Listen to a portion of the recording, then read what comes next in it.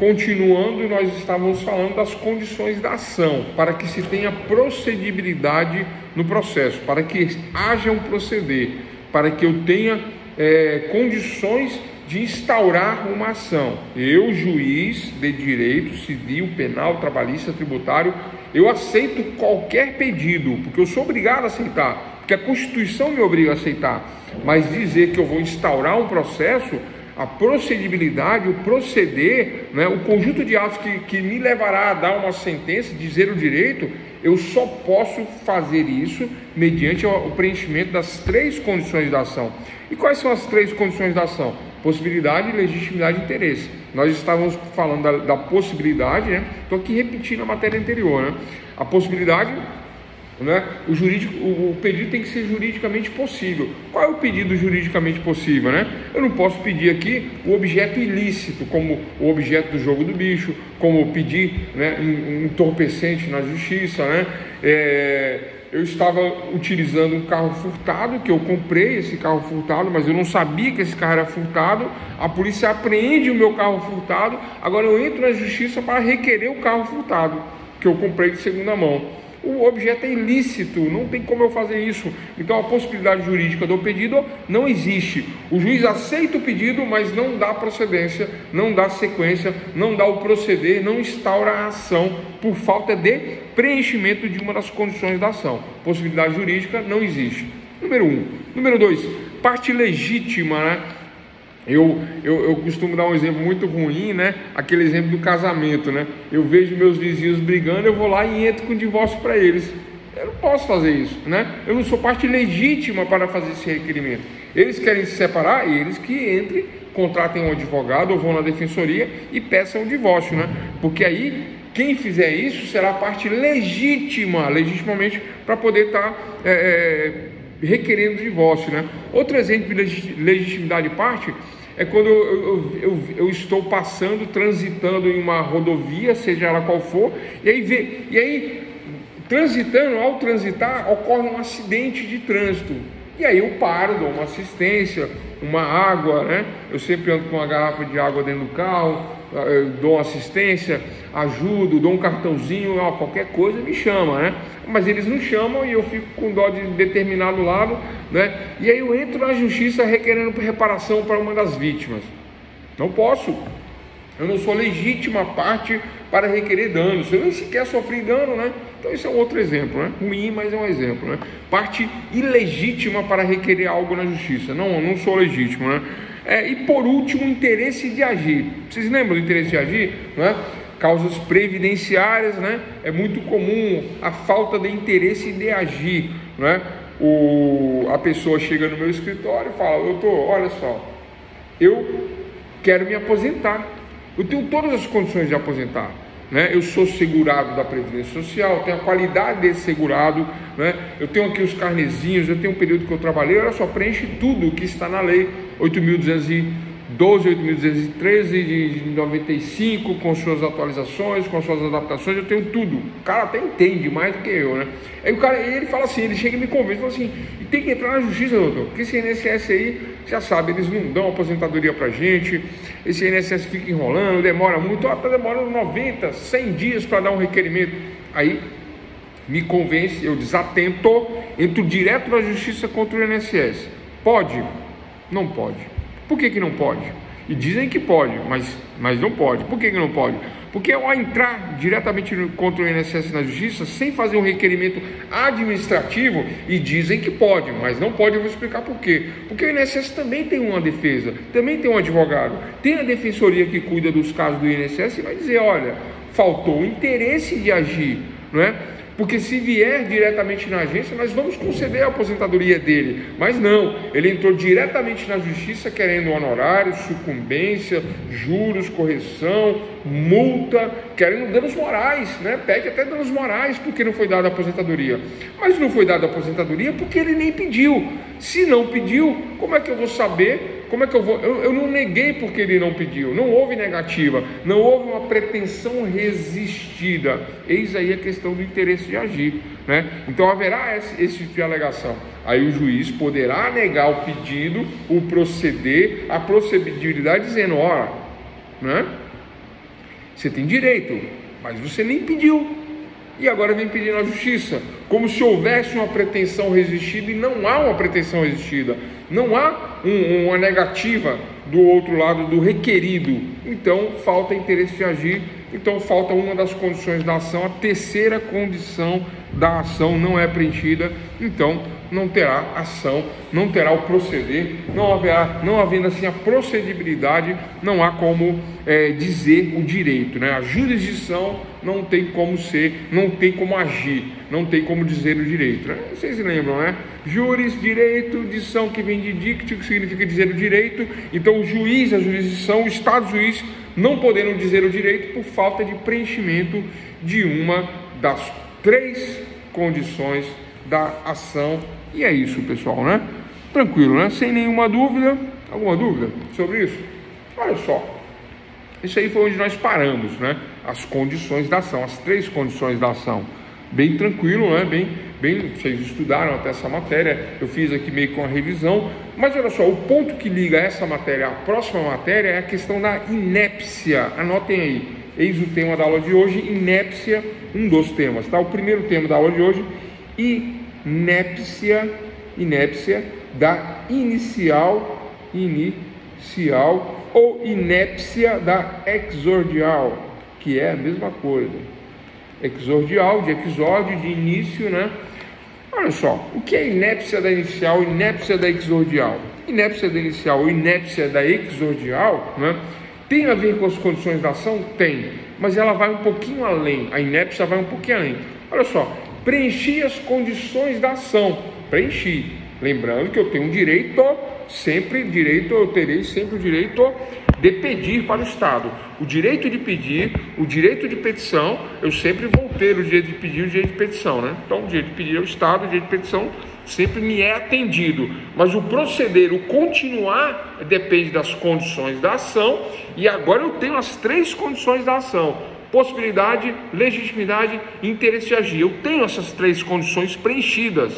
Ah, professor, mas aí, se eu tenho o direito de petição, ok. Se eu tenho as três condições, ok. O que está faltando agora para continuar? E é por isso, né? E eu demorei para entender isso, viu, pessoal? Depois de formado, né, depois de advogando já há bastante tempo, é que eu entendi, né? Lendo, estudando, um autor falava: olha, o primeiro passo, o primeiro momento da ação é contra o Estado juiz. E aí eu ficava interrogando: como assim contra o Estado juiz? Primeiro é contra o juiz, depois que é contra o réu, depois que é contra o requerido? Sim, primeiro é contra o juiz. Como assim primeiro contra o juiz? Mas eu não entendia isso. Eu não queria aceitar que era contra o juiz, né? Porque eu não queria ir contra o juiz. Qual é o interesse que eu tenho contra o juiz? Mas esse contra o juiz, esse agir contra o juiz, esse agir contra o Estado juiz, é um agir pedindo, é um agir requerendo que ele aceite o meu pedido mediante ao atendimento das condições da ação, das três que nós já falamos, e de uma petição apta, né? Com a documentação necessária, com a lógica formal necessária, que me levará a um pedido, que me levará a um pedir, e que poderá aí, a partir daí, né, todos os outros procedimentos, todos os outros atos que nós vamos ver posteriormente, né? Então, olha só, então o primeiro momento é contra o juiz. Se o juiz aceitar, ele dirá que ele dará um despacho saneador. Vamos anotar: número 1, inépcia da inicial; número 2, despacho, eu já até falei isso aqui, saneador. Ele dará um despacho saneador. Esse despacho saneador é o despacho que diz que a ação preenche as condições da ação e não está inepta, ela está apta. E aí mande citar a parte contrária. É o próximo ato, mande citar a parte contrária, para que apresentar as suas razões, defesa, contestação e etc. e tal, depende da área, civil, penal, tributário, né? Depende da área. Mas eis o despacho saneador. Esse despacho é que diz que preenche as condições da ação, e se não preencher, né, pode mandar arquivar, pode mandar emendar, né? Então vamos para a parte que preencheu as condições da ação. E agora vem o segundo momento que fala da inépcia, né? Esse momento que fala da inépcia, o que é inépcia? Inépcia que vem de inapto, né? Inaptidão, né? Esta inépcia, essa inaptidão, ela decorre de lei, tá? Mas a matéria aqui, pessoal, ela não é de processo civil, nem de processo penal, nem de processo trabalhista.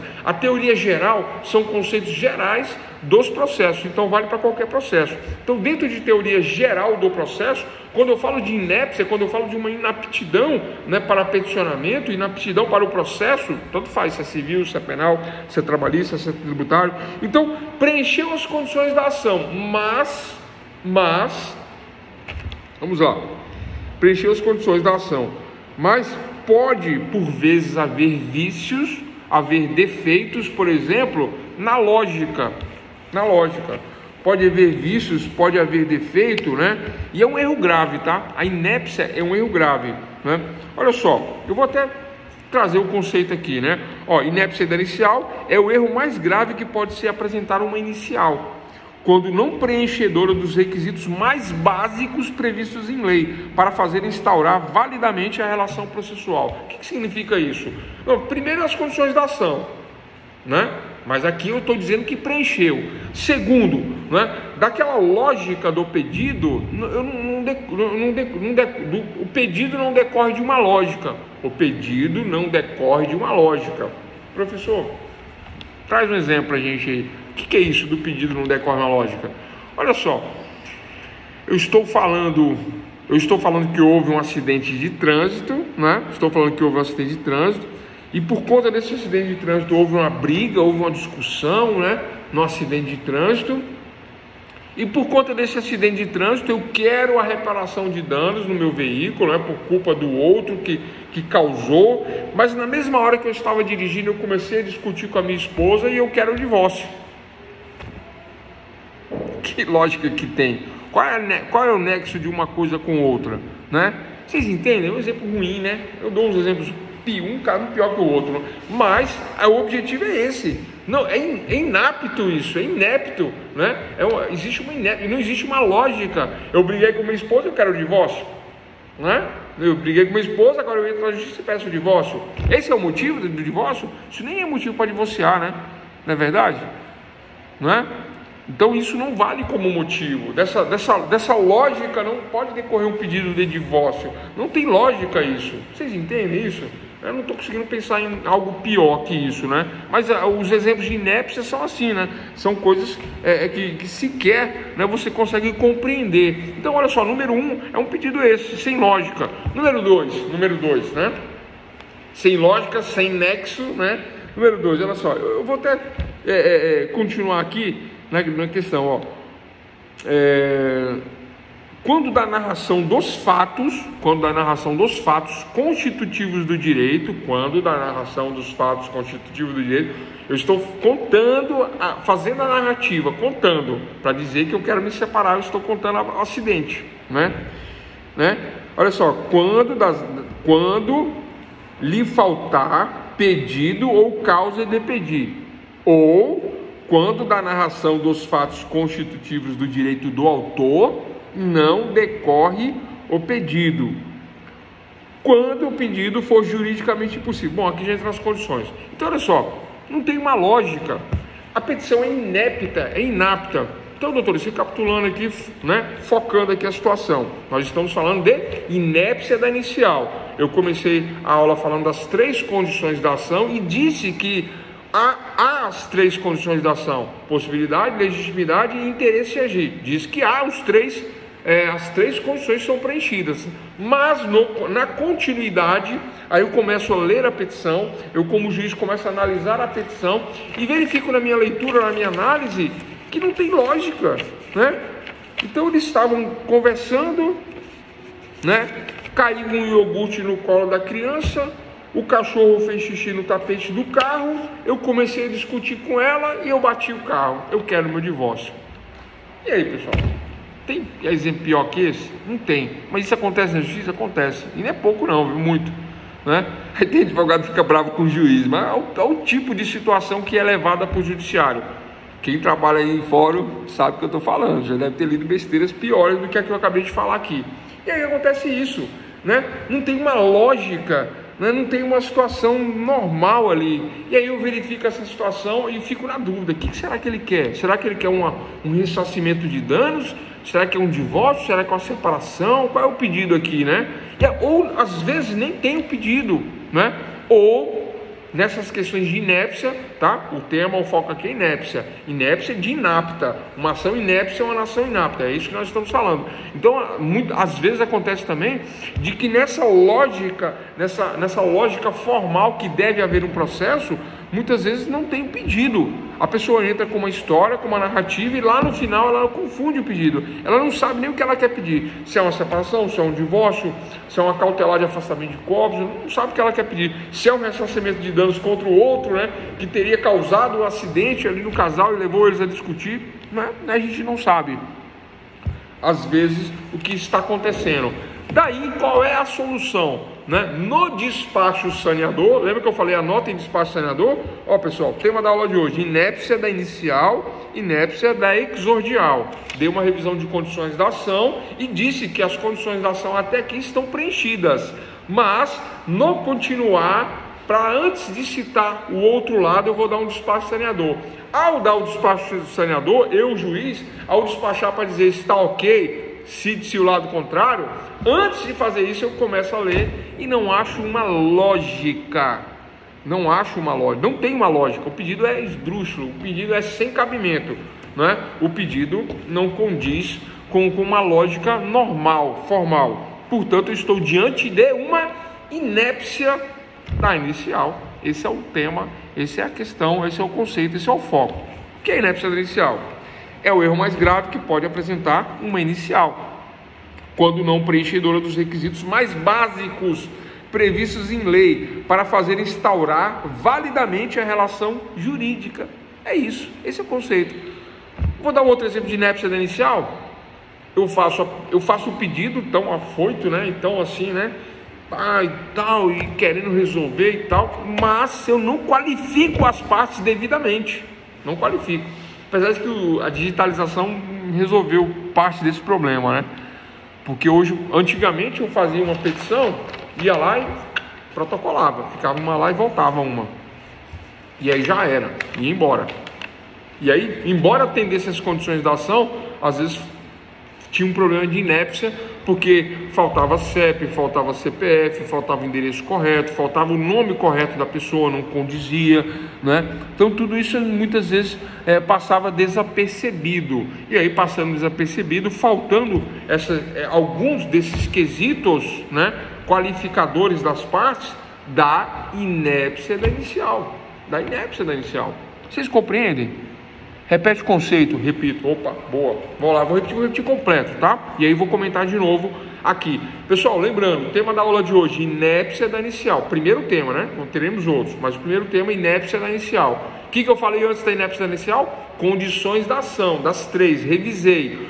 E aí eu digo que, quando chega na mão do juiz e atendeu as condições da ação, o juiz, ao ler, ao analisar, ele verifica outros problemas. Embora tenha atendido as condições da ação, poderia passar o proceder, mas não procede, não passa, porque ele verifica um outro problema que não é nas condições.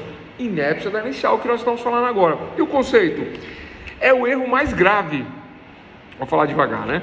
Conceito de inépcia da inicial. É o erro mais grave que pode apresentar uma inicial. É o erro mais grave que pode apresentar uma inicial, vírgula, quando não preenchedora dos requisitos mais básicos previstos em lei para fazer instaurar validamente a relação jurídica processual. Vou repetir. Então, inépcia da inicial é o erro mais grave que pode apresentar uma inicial. É o erro mais grave que pode apresentar uma inicial, vírgula, quando não preenchedora dos requisitos mais básicos previstos em lei para fazer instaurar validamente a relação jurídica processual. Ponto. Os casos de inépcia inicial, né, são os clássicos, né? Os clássicos. Mas vamos lá. É bom escrever. Os casos de inépcia inicial, eles estão previstos em lei, tá? Então, número 1, quando lhe faltar pedido ou causa de pedir.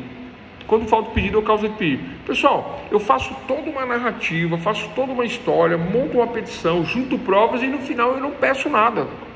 Acontece, viu? Faltou pedido ou causa de pedir. O pedido é o pedido mesmo.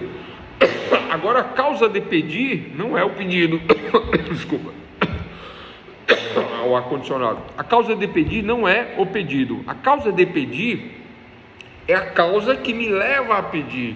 É o motivo, é a história que eu venho narrando junto às provas, e isso me levará a pedir, por exemplo, ressarcimento de danos. Então eu conto que eu vinha dirigindo na preferencial, respeitando as leis de trânsito, e alguém abalroou a traseira do meu veículo. Alguém bateu no fundo do meu veículo, né? Então esta é a causa de pedir. Pedido, quero ressarcimento do dano. Vocês entendem a diferença de causa de pedir para pedido? A causa de pedir é a narração, é a narrativa que me leva a pedir. Então alguém, né, veio e bateu na traseira do meu veículo, e eu frenei, eu vinha numa velocidade razoável, né? Eu vinha obedecendo as leis de trânsito, meu carro todo em dia, em ordem, licenciamento, habilitação, mas alguém bateu na traseira do meu veículo e ele deveria ter frenado a tempo de evitar a colisão, né?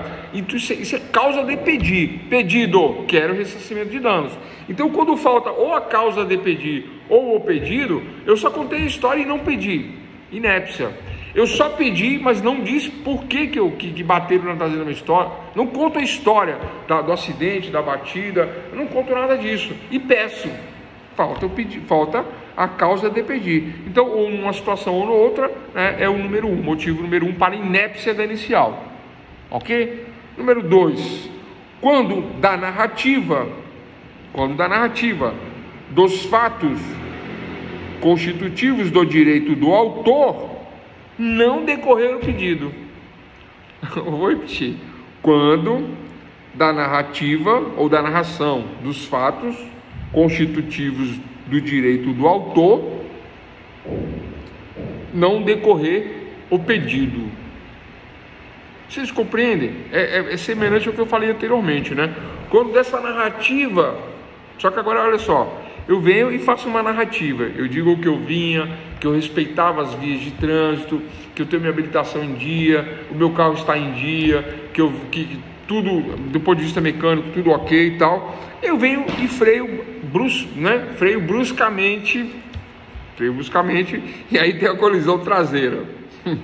E eu digo que eu estou certo. Vocês entendem? Não decorre da mesma lógica, né? Parece que eu sou culpado e por eu ter frenado bruscamente. Parece não, eu sou culpado. E aí não decorre. Olha só, vou repetir.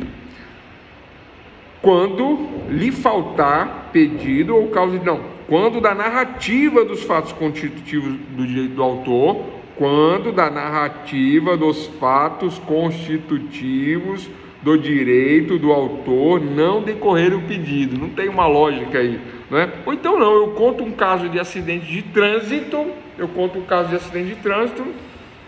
e conto aquela outra história ridícula que eu inventei aqui, né? Caiu o iogurte, o cachorro fez xixi, a mulher começou a brigar, e aí por conta desse acidente eu quero um divórcio. Tem sentido isso? Tem sentido? Me diz aí, pessoal, não tem lógica, né? Então, isso causa inépcia na inicial. Tranquilo? Bom, e aí os demais, doutores e doutores, né? É a falta do preenchimento das condições da ação, possibilidade jurídica, legitimidade e interesse de agir. Ok? Então é isso, né? Então vamos lá, recapitulando, né?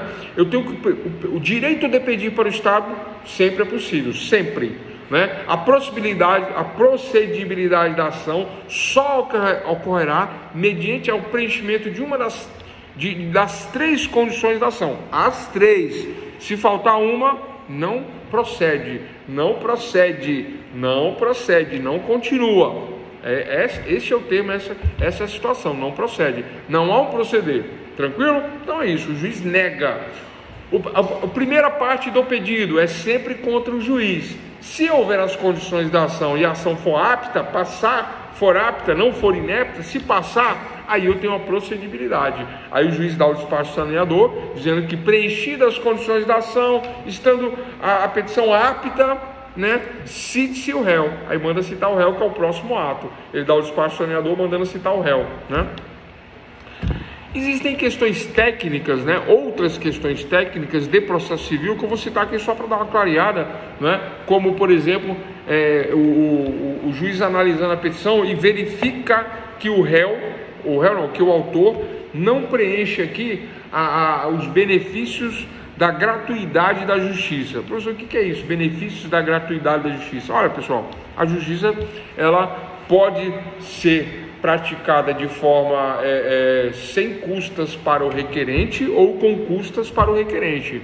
Sem custas, ele não tem condições de pagar custas para o judiciário, né, recolher taxas para o judiciário. Então ele faz um pedido de assistência judiciária gratuita para não pagar custos, ele faz um pedido por escrito, faz prova de que não tem condições e o juiz defiro assistência judiciária gratuita.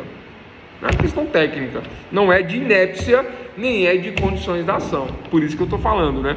Porque não tem a ver com o tema da aula aqui, mas está nesta primeira fase do recebimento da ação. É uma questão técnica que leva a ação não ao indeferimento.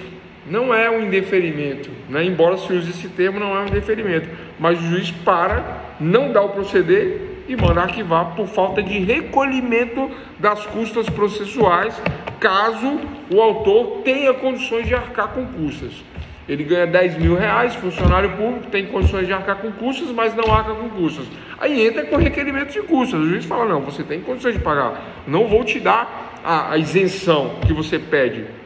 Recolha as custas, 5 dias para recolhimento de custas, sob pena de indeferimento da inicial. Indeferimento por falta de condições? Não. Indeferimento por falta por inépcia? Não. Indeferimento por uma questão técnica de falta de recolhimento, porque tem que recolher, a lei manda recolher. Não recolhe, não é inépcia, nem é falta de preenchimento das condições da ação. É uma questão técnica que dá indeferimento sim, portanto tem a ver, né? Só estou explicando que existe essa diferença. Tranquilo? Então, pessoal, falamos até aqui de condições da ação, inépcia da inicial ou inépcia da exordial, e falamos do despacho saneador e da inépcia, né? Já falamos, inépcia da inicial, né? E dei o conceito. Olha só, parte manifestamente ilegítima é da legitimidade de parte, das condições. Carência de interesse processual é das condições da ação, interesse processual. O que mais? Vamos lá. Tem mais uma questão, né? Falando, essa questão técnica, número 3, técnica, recolhimento de custas, técnica.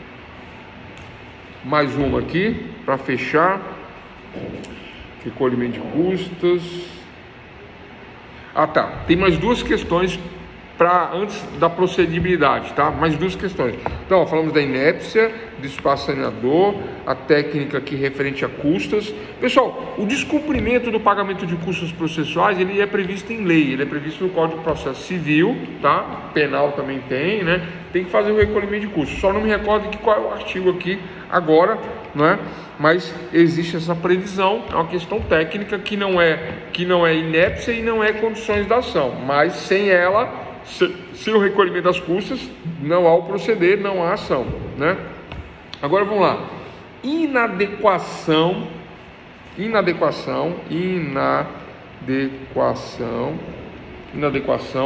do procedimento escolhido. Isso aqui é fácil.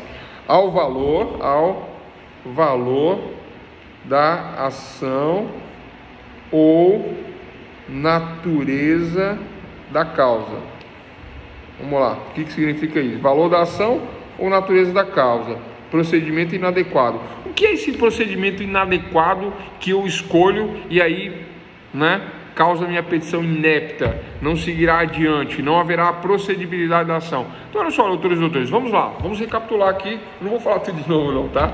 Mas vamos recapitular aqui os pontos importantes do que eu quero transmitir, né? Olha só, o proceder, né, a formação do processo depende do que nós estamos falando aqui. Se não houver preenchimento das 3 condições da ação, se a ação não for apta, se ela for inepta, né, se não houver o recolhimento das custas, e agora estou falando de adequação do valor da causa ou natureza da causa, né? Então, se houver uma inadequação do procedimento escolhido, do valor da causa ou da natureza da causa, a ação não irá proceder, não irá continuar, não irá ter procedibilidade jurídica, não haverá formação do processo, não haverá processo, será indeferida a petição inicial. Essa é a questão.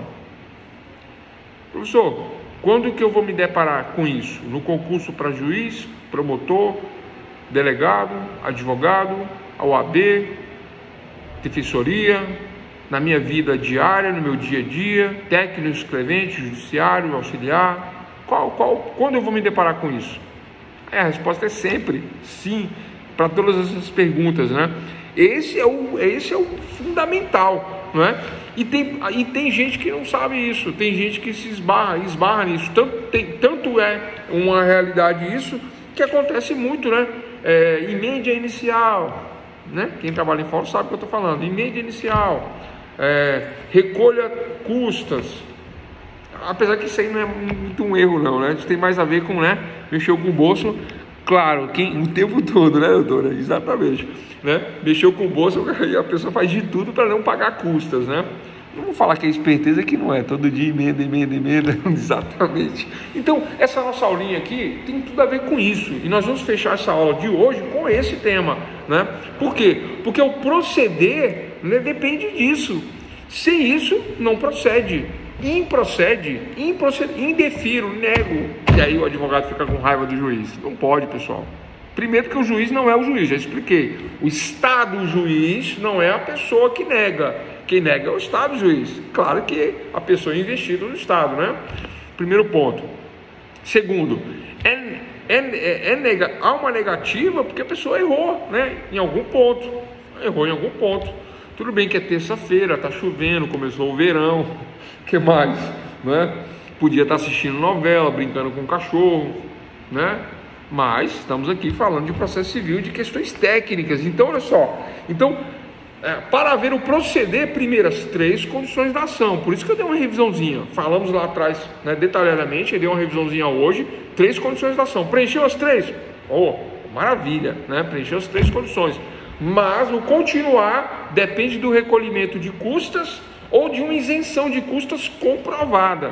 Eu provo que eu só ganho até 3 salários mínimos.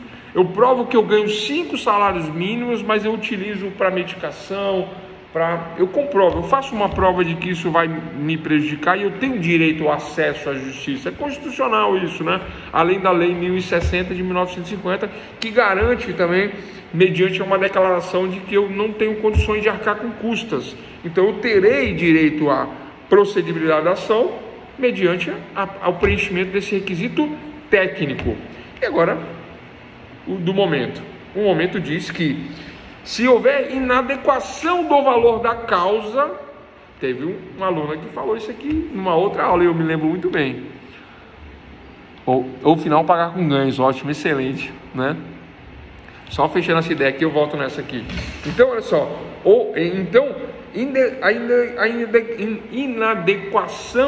inadequação do procedimento escolhido em relação ao valor da causa. Esse é o ponto. Eu peço a minha aposentadoria no Tribunal Regional Federal da minha região, né? Justiça Federal, contra o INSS. Lembram que o INSS, Instituto Nacional de Seguridade Social, é uma autarquia federal, é um braço do governo. Eu entro contra o governo, Fórum Federal, juiz federal. Eu contra o INSS. e peço minha aposentadoria porque foi negado lá na Previdência. Interesse processual atendido, eu tive o pedido negado, eles negaram, né? Ou já tem 6 meses que está lá parado, eu entro na justiça, também pode, né? Que aí é outra situação, né? Porque eu tive interesse, eles me atenderam, estou na justiça. Mas olha só, o Juizado Especial Federal, né? Pelo Fórum Federal, já que é contra o INSS, né? Eu entro e eu faço as contas aqui, ó. Tenho direito a um auxílio atrasado já, tem dias que eu espero, meses que eu espero isso. Eu dei entrada lá, tem 6 meses, está parado. Eu ganho 5 mil, 6 vezes 5, 35 mil. Não, a conta não deu. Eu ganho 10 mil. Eu ganho 10 mil, 6 meses parado, 60 mil. Mais juros e correção monetária. Quem já entendeu aí, né? Você sabe o que eu estou falando. Escalarista sabe o que eu estou falando. Olha só, pessoal. Eu entro no Juizado Especial Federal pedindo 100 mil reais, porque está atrasado, juros de correção, multa, danos, tudo dá 100 mil reais. 100 mil no Juizado Especial Federal. Compreenderam? Há uma inadequação do procedimento escolhido em relação ao valor da causa, porque Juizado Especial Federal é só até 60 salários mínimos. É isso mesmo? 60, né? 60, vou até anotar aqui, 60 salários mínimos. Então eu só posso adentrar no juizado com causas de até 60, 61 eu não posso. Isso para a Justiça Federal. Para a Justiça Comum é até 40 salários mínimos. Vamos dar um exemplo agora? Vamos mudar o exemplo? Eu venho transitando pela avenida qualquer, né? E aí há um acidente de veículo e dá perda total no meu veículo, né? Perda total.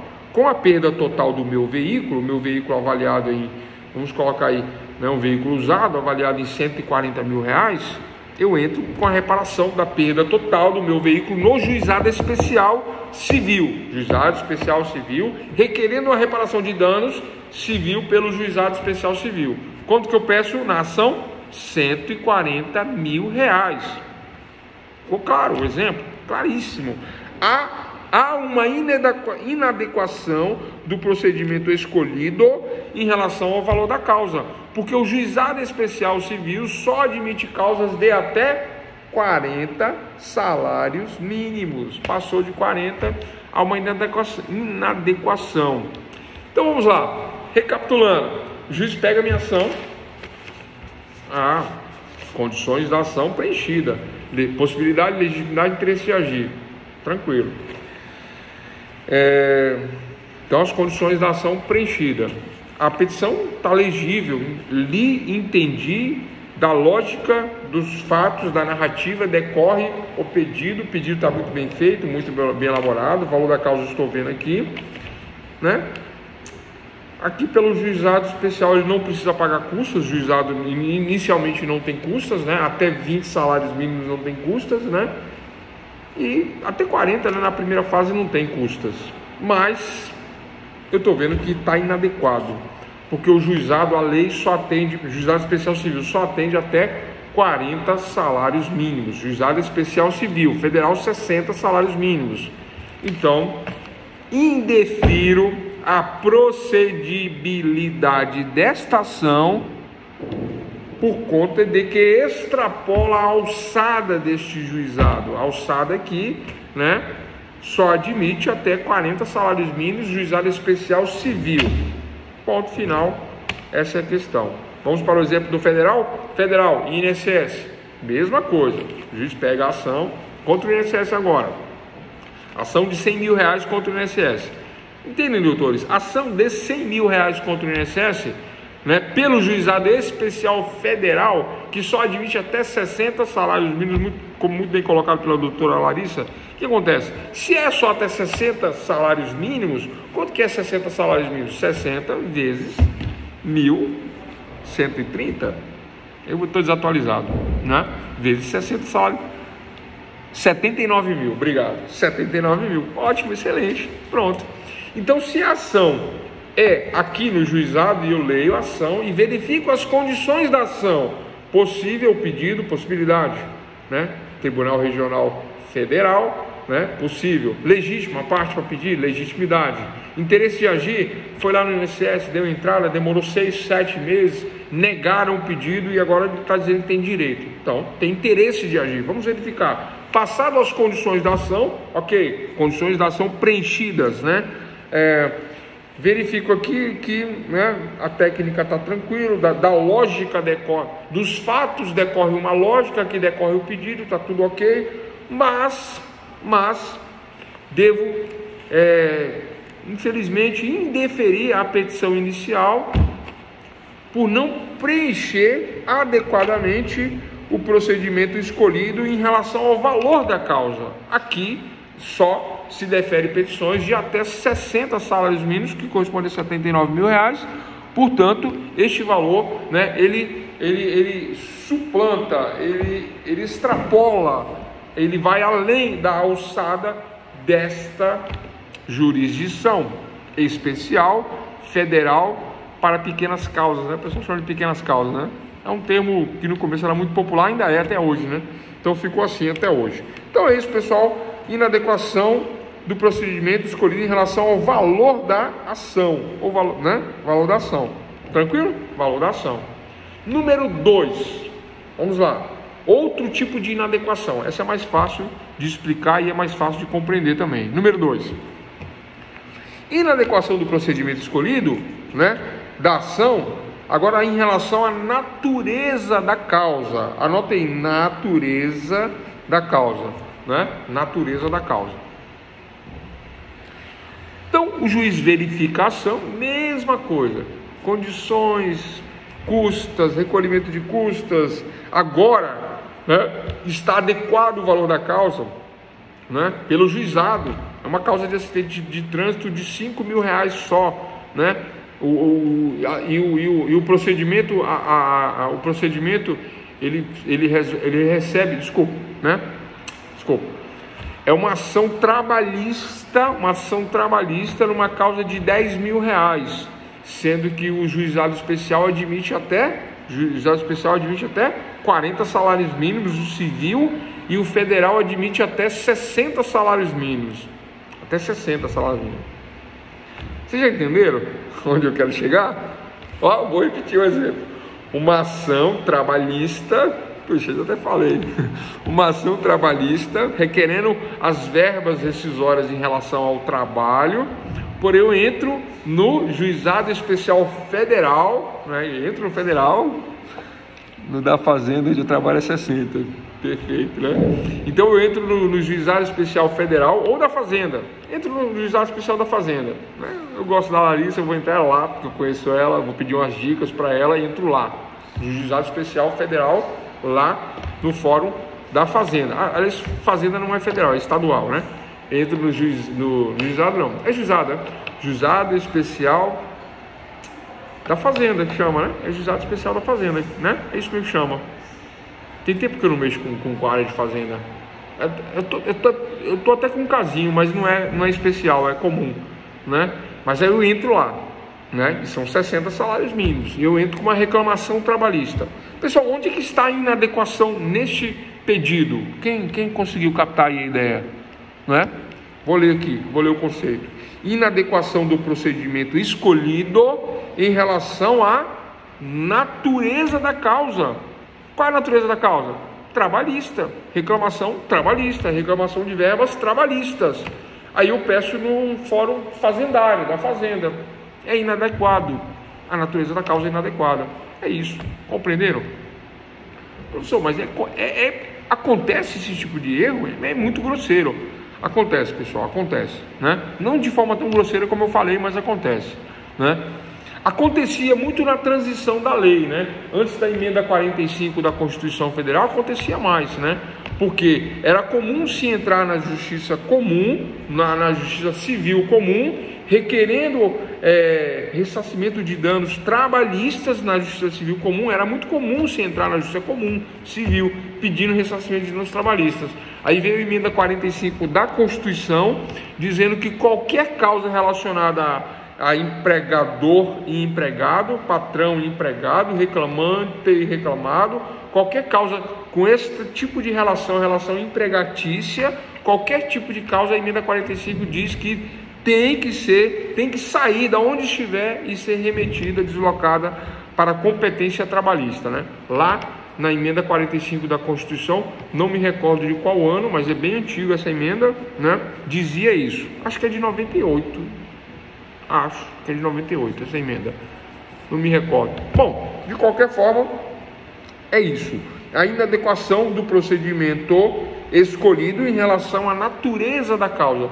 Se o procedimento escolhido em relação à natureza da causa, né? Eu escolho o procedimento, né, trabalhista. Então eu dei esse exemplo aí, pessoal, mas olha só, né? Tem uma outra questão, tá? Vou dar só mais um exemplo aqui. É que eu não quero entrar em aspectos muito técnicos para não confundir. Mas, por exemplo, o juizado especial civil, o juizado especial federal, o juizado especial criminal, né? O juizado especial civil para causas fazendárias da fazenda, todos eles têm o mesmo espírito, a mesma ratio legis, a mesma razão da lei existir. Esta razão da lei existir é uma menor complexidade, uma maior celeridade, uma maior proximidade das partes com o judiciário, de uma forma simples, menos técnica, menos erudita, né? Mais facilitada, vamos dizer assim, né? Observando maior celeridade, maior oralidade. Tudo isso tem a ver com o juizado especial civil. Então, o que eu quero dizer, né? Para fechar todas essas questões que nós falamos aqui, de inadequação em valor da ação, de inadequação em relação à natureza da ação, a técnica do recolhimento das custas, né? A questão da aptidão da exordial, da inicial, né? A questão da peça apta, né? Não inepta, mas apta, o preenchimento das condições da ação. Eu fecho dizendo o seguinte, né? Aliás, tem mais uma antes dela, né? Mas eu vou falar e depois eu volto, né? Então eu fecho dizendo o seguinte, que a questão da complexidade da ação, se é uma ação complexa, mesmo ela sendo de pequeno valor, ela não terá procedibilidade no juizado especial civil, no juizado especial criminal. Se ela tiver uma complexidade, o juizado não atende. Ele fala, não há adequação do procedimento escolhido em relação à natureza da causa. Trata-se de causa naturalmente complexa. Como assim naturalmente complexa? Exemplo de causa complexa, né? Embora não seja complexa, mas existe um requisito nessa causa que a torna complexa. Por exemplo, investigação de paternidade. Investigação de paternidade não tem como tratar em juizado especial civil. Divórcio não tem como tratar em juizado especial civil. Ah, mas a gente não tem nada, a gente quer só divorciar, né? A gente ficou casado 6 meses, não tem nada, não tem o gato para puxar pelo rabo, como diz no ditado popular. Não tem o violão e o cachorro. Não tem nada. A gente quer só separar, porque tem um papel lá que a gente está ligado no outro, queremos desligar essa chave aí de casamento. Mas o juizado não admite, porque essa natureza a natureza dessa causa não permite, né, essa questão aí. Então, essas questões de família, investigação de paternidade que requer um exame de DNA, né, não se encaixa para o juizado especial. Tranquilo, pessoal? Então, questões de pequeno valor, até 40 salários mínimos, no federal 60, de baixa complexidade, que não seja da área de família, vai passar pelo juizado tranquilo, né? As demais, não. Tá, e a questão que faltou, que eu pulei sem querer, é quando há decadência e prescrição, né? Quando há decadência e prescrição, muito embora, né, nem sempre é elencado aí como causa de indeferimento da inicial, mas haverá sim indeferimento da inicial, não é? Quando observado a prescrição ou a decadência. Eu estou cobrando uma dívida, eu vou dar um exemplo bem mais tranquilo. Alguém tem algum comentário sobre isso? Né? Quem quiser colocar, fica à vontade, tá, pessoal? Mas olha só, eu estou cobrando uma dívida de um cheque Cheque é cártula executiva extrajudicial. Cheque é cártula executiva extrajudicial. Cheque que ele prescreve em 6 meses. Se eu não exigir o meu cheque em até 6 meses, depois disso ele não é mais cheque. O que ele é, professor? Não é nada, é um papel que ali reconhece uma dívida através de uma ação monitória, mas não é um cheque. Qual é a diferença de um monitória para um cheque? Vou explicar depois, mas por enquanto eu vou dizer que prescreve em 6 meses o cheque. Nota promissória, prescreve em 3 anos. Dívida comum, prescreve em 3 anos. Contrato, prescreve em 3 anos. Professor, por que quando eu fico devendo lá naquele clube lá, do Só Para Contrariar, Serasa, o meu nome fica 5 anos, sendo que a dívida prescreve 3? Por quê? Me explica isso aí. Porque são 2 leis diferentes, né? E que não são conflitantes, embora pareçam conflitantes, né? Você realmente só é obrigado a pagar até 3 anos. Até 3 anos. Depois de 3 anos, prescreve. Por que o nome fica com restrição até 5 anos? Porque pelo Código de Defesa do Consumidor, que não é o Código de Processo Civil e nem é o Código Civil, é o Código de Defesa do Consumidor, diz que a restrição ficará em banco de dados até 5 anos. Então você deixa de ser obrigado a pagar, de sofrer um processo até 3 anos. Mas de 3 a 5, teu nome continua incluso lá. Depois de 5, aí eles são obrigados a excluir o teu nome de banco de dados. Mas até 5 anos, seu nome pode ficar no banco de dados, embora você não seja obrigado a pagar depois dos 3 por conta da prescrição. Então, pessoal, como nosso tema aqui é a procedibilidade, o proceder da ação, então essa procedibilidade, esse proceder, ele não ocorrerá quando há prescrição de um título, por exemplo, né? Então eu entro com a ação de execução de título extrajudicial de nota promissória. Que ação é essa? Ação executiva. Execução de quê? De um título de promissória, de até 3 anos. Eu entro, está com 1 ano, eu entro e executo. Beleza, está tudo ok. Eu entro com 5 anos e o título prescreve em 3. O título está prescrito. Se está prescrito, ele não é ação mais executória, não cabe mais execução. O juiz percebe e defere por prescrição. Se o juiz não perceber, passar batido, o outro lado contesta alegando prescrição do título, dizendo não pode me cobrar, está prescrito esse título. Isso aí não é mais uma nota promissória, porque está prescrito. Estando prescrito, eu não pagarei, porque, e não é má fé, é porque até hoje não me cobrou e tal, e vem aquelas desculpas, vocês sabem, né? E aí não paga, e aí já era. Quando se prescreve uma obrigação de fazer? Quando se prescreve uma obrigação? A pergunta é exclusivamente sobre obrigação de fazer. Quando se prescreve uma obrigação de fazer? Então, é uma pergunta muito, assim, do ponto de vista genérico, ampla, de 5 anos, né? Obrigação de fazer. Mas aí depende da obrigação de fazer. Aí tem os prazos que são diferenciados. Tem diferença nos prazos. Qual é a obrigação? Porque tem, por exemplo, obrigação de entrega de semoventes, obrigação de entrega de coisa certa, e varia os prazos, né? Varia, e eu não me recordo aqui os prazos quais são, mas varia. O semovente, né? Gado, né? Gado, galinha, ovos, hortifruti granjeiro, é semovente. Esses bens, né? Eles têm uma prescrição menor, né? Tem questões relacionadas a isso. Se for uma universidade... universidade... Bom, aí... Obrigação... Prescrever... Tá. Essa questão da universidade entregar um diploma, né? Primeira coisa que nós temos que avaliar aí é a contagem do prazo, de quando se inicia a contagem, né? Não tem muito a ver com o nosso tema aqui não, mas não custa nada responder, né? Olha só, tem que ver... Então... Qual é a data da formação do aluno? O aluno se formou e aí pegou aquele certificado de colação de grau. A partir dali, na minha opinião, é que conta o prazo para você exigir o diploma, né? E eu costumo ver essa questão aí, tá? Essa contagem de prazo aí, semelhante a uma contagem genérica que tem no Código Civil mesmo, tá? Que é a mesma contagem para ação de ressarcimento de danos, é a mesma contagem para ação de ressarcimento de danos mas eu não me recordo agora se é danos morais. É danos morais mesmo, danos morais.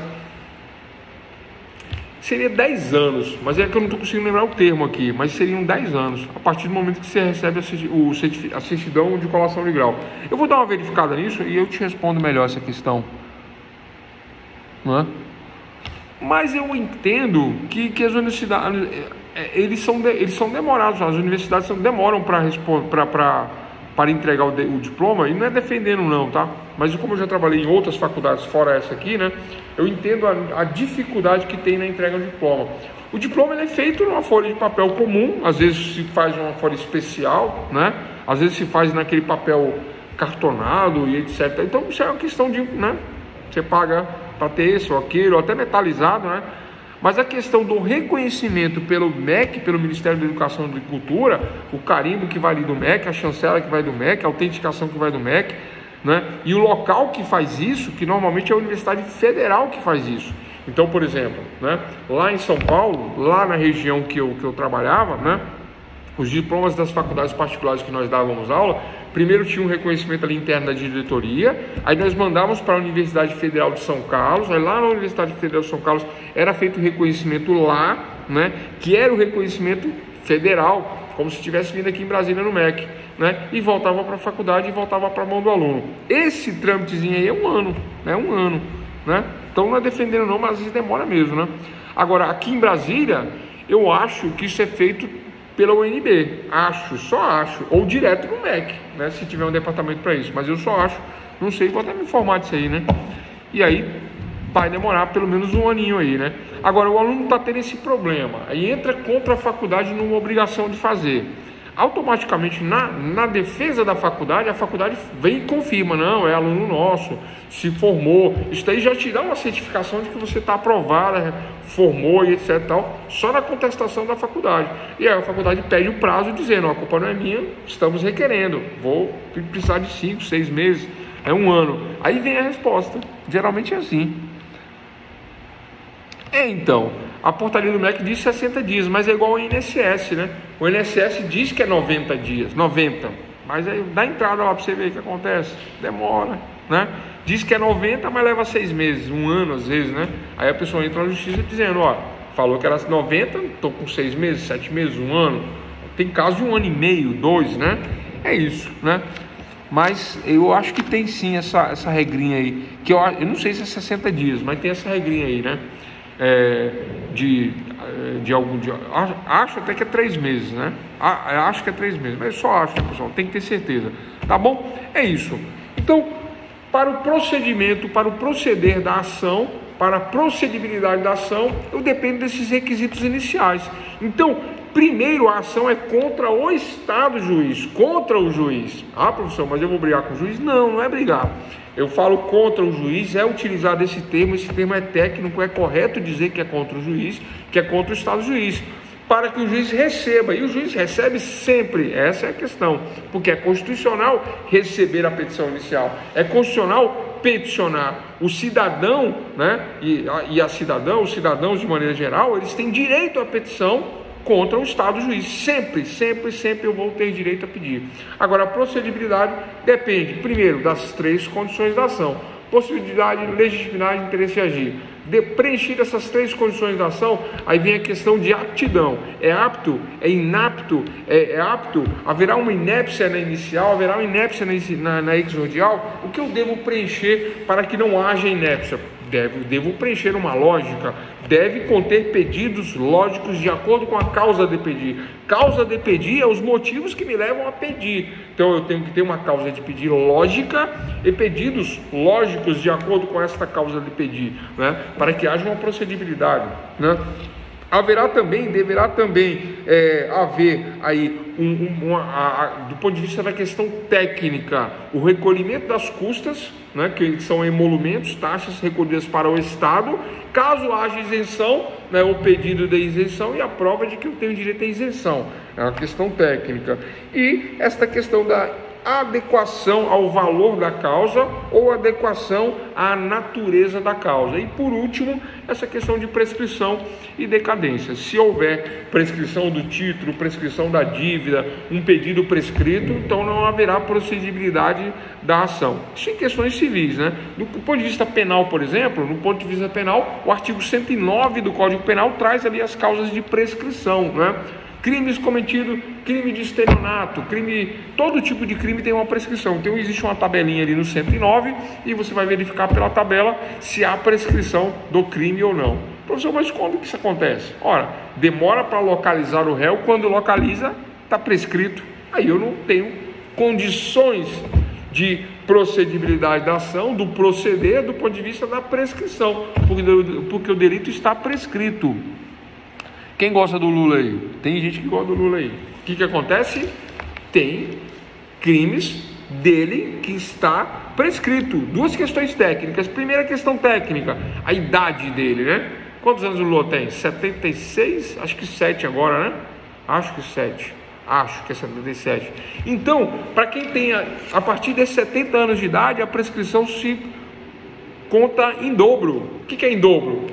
Se o crime prescrever em 10 anos, prescreve em 5. Se prescrever em 20, prescreve em 10. Se prescrever em 5, prescreve em 2,5. Então, parece-me que a maioria dos delitos, em tese a serem apurados por ele, estão prescritos. A metade dos crimes, né, estão prescritos. Primeiro ponto é esse. Segundo ponto, tem crime que é tão antigo, né, da época do primeiro governo, que, né, nós estamos em 2023. Tem delito do começo do governo, lá do primeiro governo, salvo engano, em 2003, está prescrito. Tem delito que está prescrito, tá? Delitos de apropriação indébita, corrupção, né? Advocacia administrativa, influência e etc. São os crimes aí normalmente apurados nessas questões aí que envolvem a política, né? Então, desvio de dinheiro, desvio de verba pública, concussão e etc e tal. Prevaricação, concussão e etc e tal. Então, tem muito crime aí, também está delito. Aí sobra pouca coisa. Essa pouca coisa que sobra, né? Aí tem os bons advogados aí, os melhores do Brasil atuando aí para ele aí, que não vão deixar a coisa andar. Aí vai prescrever no meio do caminho. É isso que eu tinha para falar de prescrição e decadência. Tranquilo? E ponto final para essa matéria. Ficou bem colocado tudo aí, eu acho, né? Tranquilo, né?